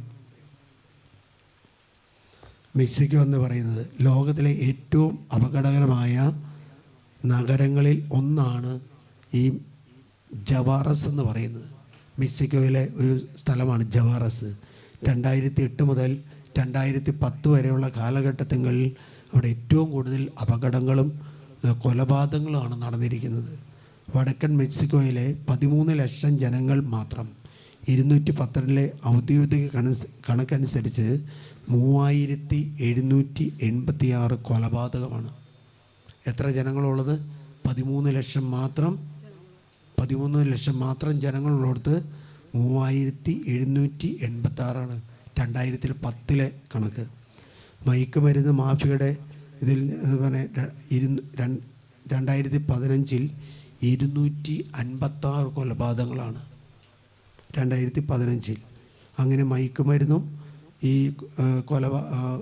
അപകട മരണങ്ങളും മദ്യപാനം എല്ലാം ചേർന്ന് ആ ദേശം ഇങ്ങനെ പോയി കഴിഞ്ഞപ്പോൾ പെട്ടിക്കോ ഹൈൽമാൻ എന്ന് പറയുന്ന പുരോഹിതൻ ചെയ്തൊരു കാര്യമാണ്. ഒരിടത്ത് അവൻ പ്രാർത്ഥന ഉയർത്തി. ആ പ്രാർത്ഥന എഴുതിയത് പിന്നീട് 10 സ്ഥലങ്ങളിൽ അവൻ സെൻറ്ററുകൾ ഉയർത്തി. ആ സെൻറ്ററുകൾ ഉയർത്തിയതിൻ്റെ ഫലമായിട്ട് അവിടെ ഈ മയക്കുമരുന്നിൻ്റെ ആസക്തി അങ്ങ് നിലച്ചു. ഹല്ലേലൂയ, ഹല്ലേലൂയ, ഹല്ലേലൂയ. ഹയ്യൻ പറയാണ്, ദൈവത്തോട് നാം ഉദാരമായി പെരുമാറിയാൽ ദൈവം നമ്മോട് അതിൻ്റെ ഇരട്ടി ഉദാരമായി പെരുമാറും. ദൈവത്തിൻ്റെ അടുത്ത് ഇരിക്കാൻ തുടങ്ങിയാൽ കുടുംബത്തിൽ വ്യത്യാസമുണ്ടാകും. നമ്മൾ മൊബൈലൊക്കെ വാങ്ങുന്നവനാ. ഇപ്പം മൊബൈൽ വാങ്ങിയാൽ അതിൻ്റെ കൂടെ എന്താണ് മേടിക്കുന്നതെന്ന് അറിയുമോ? സിമ്മ് മേടിച്ചിടാനാ. പിന്നെ ബാറ്ററി നിലനിർത്തണമെങ്കിലോ പവർ ബാൻഡ് കൈ പിടിച്ചുകൊണ്ട് എടുക്കുക. പവർ ബാൻഡ് അല്ലെങ്കിൽ പവർ ബാൻഡ് കൈ പിടിച്ചു. കാരണം എന്താ? ഉപയോഗിക്കും തോറും അത് എന്ത് ചെയ്യും? ചാർജ് പോകും അല്ലേ. നമ്മൾ ഈ ലോകത്തിൽ വസിക്കുന്നിടത്തോളം കാലം ഞാൻ പ്രാർത്ഥിച്ച് കിട്ടുന്ന എനർജി നമ്മൾ അറിയാതെ നമ്മളിൽ നിന്നും പോകും. ആ പ്രാർത്ഥിച്ച് കിട്ടുന്ന എനർജി പോകും തോറും നമ്മൾ എന്ത് ചെയ്യണം? നമ്മൾ ദൈവത്തിൻ്റെ എനർജി നമ്മൾ സ്വീകരിക്കാൻ തയ്യാറാകണം. Hallelujah, hallelujah. സ്വീകരിക്കാൻ തയ്യാറാണ്. ഇത് പറയുന്നതിൻ്റെ കാരണം നമ്മൾ ശുശ്രൂഷയിൽ മാത്രം പങ്കെടുത്താൽ പോരാ. പുലർച്ചയ്ക്ക് എഴുന്നേറ്റ് നിങ്ങൾ പ്രാർത്ഥിക്കണം. ഒരു വിദ്യാർത്ഥി പഠിക്കാൻ പോവാണ്. അവൻ ആ സ്കൂളിൽ ചെന്ന് പഠിപ്പിക്കുന്ന കാര്യങ്ങൾ മാത്രം കേട്ടുകൊണ്ട് അവന് വിജയിക്കാൻ പറ്റുമോ? എല്ലാവരും ശുശ്രൂഷയ്ക്ക് വരുന്നത് എന്താണെന്ന് വെച്ചാൽ അച്ഛൻ്റെ ആ കയ്യൊപ്പ് ശുശ്രൂഷ, അല്ലെങ്കിൽ കൗൺസിലിങ്ങിന് പോകുമ്പോൾ ആ കൗൺസിലിങ്ങിൽ പറയുന്ന കാര്യങ്ങൾ അത് കേട്ട് രക്ഷപ്പെടാമെന്ന് വിചാരിച്ചു കഴിഞ്ഞാൽ അത് മൗഢ്യമാണ്. അത് കുടുംബം തകരും. കാരണം എന്താ? കർത്താവിനോട് ചേർന്നിരുന്ന് കർത്താവിൻ്റെ സ്നേഹം അനുഭവിക്കുന്ന കുടുംബങ്ങൾക്കാണ് കർത്താവ്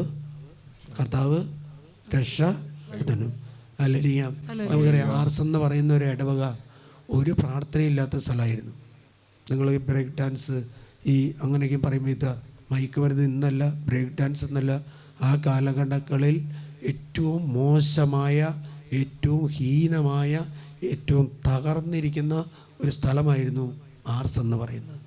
ആ മനുഷ്യൻ പോയിട്ട്, ആ പുരോഹിതൻ മരിവേനി പോയിട്ട് എന്തായത്, ആർക്കും വേണ്ടാത്തൊരു സ്ഥലമായിരുന്നു ആർസിലെ ദേവാലയം.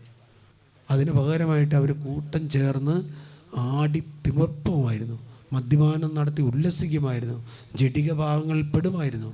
ഇവർ ജഡിക ഭാവങ്ങളോ മദ്യപാനോ ഉല്ലസിക്കലോ തുടങ്ങിയാൽ അവർക്ക് വേണ്ടാത്ത സ്ഥലം ഏതാണെന്ന് വെച്ചാൽ ഏതാ? ദേവാലയവും ആത്മീയ കാര്യങ്ങളും വേണ്ട. ആത്മീയവാനും ഒരു പുരോഹിതൻ, ഈ ആർസിലെ പുരോഹിതൻ ഒരു പയ്യനോട് പറയുന്നുണ്ട്, മകനെ ആർസൊന്ന് കാണിച്ചു തരാമോ, ആർസൊന്ന് കാണിച്ച് പള്ളിയൊന്ന് കാണിച്ചു തരാമോ? അപ്പോൾ അവനോട് പറയുന്നുണ്ട്, ഞാൻ സ്വർഗത്തിലേക്കുള്ള വഴി കാണിച്ചു തരാം. ആ പയ്യൻ പറഞ്ഞു, ഒരു മണ്ടൻ. കാരണം എന്താ? ആ സ്വർഗത്തിലേക്കുള്ള വഴി തരാം, പക്ഷേ ആർസ് അവന് അറിയില്ല. അല്ലേ അറിയാം? കാരണം എന്താ? ആർസ് ആരോട് ചോദിച്ചാലും അറിയുന്നൊരു സ്ഥലമായിരുന്നു, പക്ഷെ സ്വർഗം ആരോട് ചോദിച്ചാലും അറിയില്ലായിരുന്നു. അതാർക്കറിയാം? ജോൺ മരിയ എനിക്കറിയാം, പക്ഷെ ജോൺ മരിയയ്ക്ക് അറിയാത്തൊരു സ്ഥലം ഇതാ ആർസാണ്. അതുകൊണ്ടാണ് പയ്യൻ പറയും പൊട്ടൻ. കാരണം എന്താ?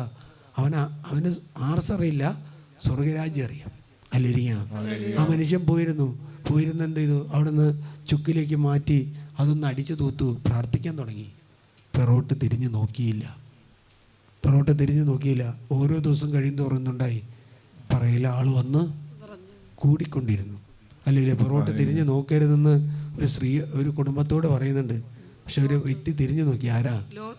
ലോകത്തിൻ്റെ ഉപ്പ് തൂണായിട്ട് മാറി. നമ്മൾ പലപ്പോഴും പ്രാർത്ഥിക്കാൻ പോകുമ്പോൾ എന്താണെന്ന് ചെയ്യുന്നതെന്നറിയാമോ? പ്രാർത്ഥിക്കാൻ പോകുമ്പോൾ ഓരോ ദിവസം നോക്കും, ചേട്ടൻ വരുന്നുണ്ടോ, ചേച്ചി വരുന്നുണ്ടോ, മക്കൾ വരുന്നുണ്ടോ. നമ്മളെന്താവും? നമ്മൾ ഉപ്പ് തൂണായിട്ട് മാറും. അതാ ഡീഗോ എന്ത് ചെയ്തു?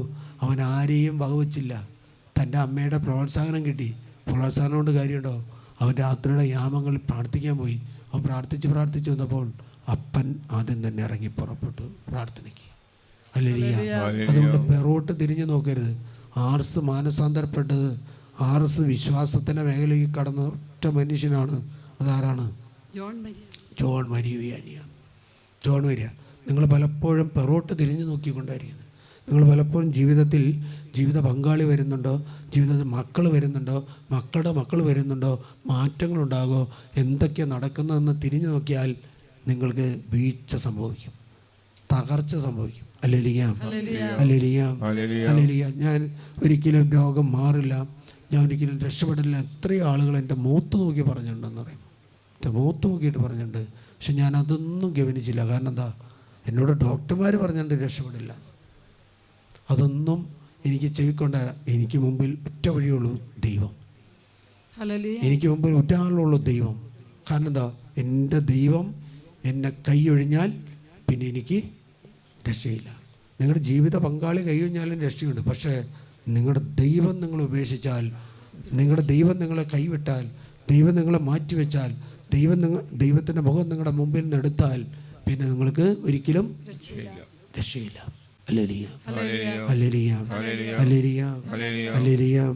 എൻ്റെ സ്നേഹമുള്ളവരെ, അതുകൊണ്ട് ദൈവത്തിൽ ദൃഢമായിട്ട് വിശ്വസിക്കുക. 3 മണിക്ക് എഴുന്നേറ്റ് പ്രാർത്ഥിക്കുക. 3 മണിക്ക്. ഇവിടെ ഒരു ചേച്ചി എന്നെ വിളിച്ചു. ഇവിടുത്തെ ഈ യൂട്യൂബ് ശുശ്രൂഷകളൊക്കെ കണ്ടിട്ട് തൃപ്പൂണിത്തറയ്ക്ക് അപ്പുറത്തുള്ള ഭാഗത്തുനിന്ന് വിളിക്കുന്നത്. അസ്ത്രീ പറയാണ്ട്, എൻ്റെ അപ്പൻ 10-11 വർഷമായി, 10-11 മാസമായി ആസ്ട്രോ മെഡിസിറ്റിയിൽ അങ്ങോട്ട് കിടക്കുക. ആസ്ട്രോ രാജഗിരിയോ അത്. ഞാൻ പറഞ്ഞു പ്രാർത്ഥിക്കുക എഴുന്നേറ്റ്. ഒരു ദിവസം ചോദിച്ചു, ഞങ്ങൾ കാണാൻ വരട്ടെ. ഞാൻ പറഞ്ഞു നിങ്ങൾ പ്രാർത്ഥിക്കുക, ആദ്യം പ്രാർത്ഥന. അവരുടെ ഒരു പുലർച്ചയ്ക്ക് ഒരു 7 മണി 8 മണിക്ക് വന്നു, വിളി തുടങ്ങി, അച്ഛനെവിടെയാണ്? ഞാൻ പറഞ്ഞു നമുക്ക് വരും, നിങ്ങളെ ശ്രദ്ധിക്കും. അവരോട് വന്ന് ശുശ്രൂഷയിൽ പങ്കെടുത്തു. ഒരൊറ്റ കാര്യം ചോദിച്ചത്, അപ്പനെന്ന് ഡിസ്ചാർജ് ചെയ്യും, അപ്പനെന്ന് ഹോസ്പിറ്റലിൽ നിന്നും ഡിസ്ചാർജ് ചെയ്യും. ഹല്ലേലൂയ. ഞാൻ പറഞ്ഞു നിങ്ങൾ പുലർച്ചയ്ക്ക് എഴുന്നേറ്റ്. അവരെ ഞാൻ കണ്ടു, അവരുടെ കാര്യങ്ങൾ ചോദിച്ചു. അവരുടെ വീട്ടിൽ അപ്പനൊന്നും പള്ളിയിൽ പോകില്ലായിരുന്നു, അപ്പനൊന്നും വിശ്വാസമില്ലായിരുന്നു, അപ്പനൊന്നും പ്രാർത്ഥിക്കില്ലായിരുന്നു. കാരണം ഇഷ്ടംപോലെ പണമുണ്ടായി, ഇഷ്ടംപോലെ സമ്പത്തുണ്ടായി, ഇഷ്ടംപോലെ ആരോഗ്യമുണ്ടായി. ആരോഗ്യമുള്ളപ്പോഴും സമ്പത്തുള്ളപ്പോഴും സന്തോഷമുള്ളപ്പോഴും ആനന്ദമുള്ളപ്പോഴും നമ്മൾ ആരെ അന്വേഷിക്കില്ല?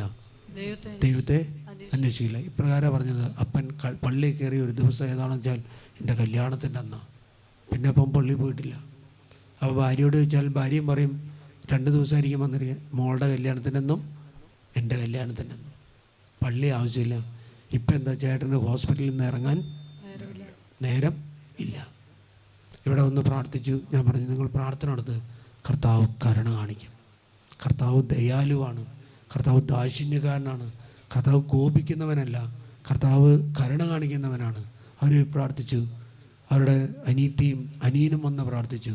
അവർക്ക് 4 ലക്ഷം രൂപ ഡെഡ് മണിയായിട്ട് എഴുതിത്തള്ളി. ഇത് പ്രാർത്ഥിച്ചു പോയി ഒരാഴ്ച കഴിഞ്ഞപ്പോൾ അവരുടെ സഹോദരൻ അവരുടെ അക്കൗണ്ടിലേക്ക് ഇട്ട് കൊടുത്തു. അവർ അനിയത്തി പ്രാർത്ഥിക്കാൻ തുടങ്ങിയപ്പോൾ കുടുംബത്തിൽ വ്യത്യാസങ്ങൾ വന്നു. അനിയത്തിയുടെ ശരീരത്തിലെല്ലാം ചൊറിച്ചിലും അലർജിയായിരുന്നു. കർത്താവ് എടുത്ത് മാറ്റി. Hallelujah, hallelujah. അതിന് ശേഷം പ്രകാരം പറയാണ്, ഇവിടെ ഒന്ന് പ്രാർത്ഥിച്ചു പോയി 29 ദിവസം വന്നപ്പോൾ ഡോക്ടർ പറയാ, ഇനി നിങ്ങൾ ഇവിടെ കിടക്കണ്ട, വീട്ടിൽ പോകണം. ഒരു വലിയ സന്തോഷത്തോടെ വന്ന് ഒരു സാക്ഷ്യം പറഞ്ഞു. അച്ഛാ, ഞങ്ങൾ പ്രാർത്ഥിക്കാൻ തുടങ്ങിയപ്പോൾ 40 ലക്ഷം രൂപയാണ് 11 മാസം കൊണ്ട് ഹോസ്പിറ്റലിൽ കിട്ടിയത്. 40 ലക്ഷം രൂപ ഒരു വീട് വാങ്ങാനുള്ള, അല്ലേ, ഒരു വീട് വാങ്ങാൻ 40 ലക്ഷം രൂപ ഹോസ്പിറ്റലിൽ കൊടുത്തു. ഞങ്ങൾ പുലർച്ചയ്ക്ക് എഴുന്നേറ്റ് പ്രാർത്ഥിച്ചപ്പോൾ എന്തുണ്ടായെന്ന് വെച്ചാൽ ആ രോഗത്തിൻ്റെ മേൽ ദൈവം ഇടപെട്ടു. ദൈവം ഇടപെട്ടു. ഹല്ലേലൂയ, ഹല്ലേലൂയ, ഹല്ലേലൂയ, ഹല്ലേലൂയ. ഞാൻ പറയുന്നത് കേൾക്കാൻ എളുപ്പമാണ്, അല്ലേ, പറയാനും എളുപ്പമാണ്. പക്ഷെ എന്ത് ചെയ്യാൻ ബുദ്ധിമുട്ടാണ്. ക്ലാസ്സിൽ ചെന്ന് ക്ലാസ്സിലെ ടീച്ചർ പറയുന്നത് കേൾക്കുമ്പോൾ എളുപ്പമാണ്, അല്ലേ, കേൾക്കുമ്പോൾ എഴുതാം. പഠിക്കാനും എളുപ്പമാണ്. പക്ഷേ എഴുതുമ്പോൾ മനസ്സിൽ വന്നാലാണ് ജയിക്കാൻ പറ്റുള്ളൂ, അല്ലേ. പഠിച്ചു പോകുന്നത് എല്ലാവരും വിജയിക്കുന്നുണ്ടോ? ഇല്ലല്ലോ. ഹല്ലേലൂയ. അതുകൊണ്ട് ഞാൻ പറയുന്ന കാര്യം, ഞാൻ രോഗിയായിരുന്ന സമയത്ത് ഞാൻ പുസ്തകം ഈ താഴത്തെ ബുക്ക് സ്റ്റോളിൽ പോയി അതെടുത്ത് വായിച്ചു. അതുപോലെ തന്നെ ഈ പേട്രിക് ന്യൂമാൻ്റെ നിത്യാരാധന ചാപ്പൽ വായിച്ചു.